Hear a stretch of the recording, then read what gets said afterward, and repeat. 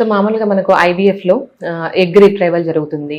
And egg retrieval తర్వాత will take husband semen sample collect చేసుకొని embryos form చేస్తాం, embryo quality assess చేస్తాం. So embryo quality assess చేసి మనం fresh IVF fresh transfer frozen transfer decide చేస్తాం. So దీన్ని బట్టి మనం ఎండోమెట్రియం లైనింగ్ ప్రిపేర్ చేయడం అవుతుంది. సో ఎంబ్రియో బాగుంది, ఎండోమెట్రియం లైనింగ్ బాగుంది, సో ఎంబ్రియో ట్రాన్స్ఫర్ చేసినా కూడా ప్రెగ్నెన్సీ రాలేదు అన్న వాళ్ళకి ఎంబ్రియో ట్రాన్స్ఫర్ అయినా కూడా టెస్ట్ అడ్వైస్ చేస్తాం. సో ఈ టెస్ట్ ఎలా చేస్తాం? మామూలుగా మనకు ఎంబ్రియో ట్రాన్స్ఫర్ కి ఎండోమెట్రియం లైనింగ్ ఎలా తయారు చేస్తామో హార్మోన్స్ ఇచ్చి, టాబ్లెట్స్ రూపంలో హార్మోన్స్ ఇచ్చి ఒక 10 to 15 days hormonal tablets, oestrogen tablets ఇచ్చి ఎండోమెట్రియం థిక్నెస్ పెంచుతాం. సో మనం మామూలుగా ఎంబ్రియో ట్రాన్స్ఫర్ అనుకొని ఎండోమెట్రియం ఎలా ప్రిపేర్ చేస్తామో అలాగే ప్రిపేర్ చేస్తాం. సో ఎండోమెట్రియం థిక్నెస్ బాగుంది, బ్లడ్ సప్లై బాగుంది అనుకున్నప్పుడు దాని తర్వాత ఒక ప్రొజెస్ట్రాన్ హార్మోన్ స్టార్ట్ చేస్తాం. సో ప్రొజెస్ట్రాన్ హార్మోన్ స్టార్ట్ చేసిన తర్వాత ఏ రోజైతే ఎంబ్రియో ట్రాన్స్ఫర్ ప్లాన్ చేస్తామో అదే రోజు మనము ఈ ఎంబ్రియో ఎరా టెస్ట్ అడ్వైస్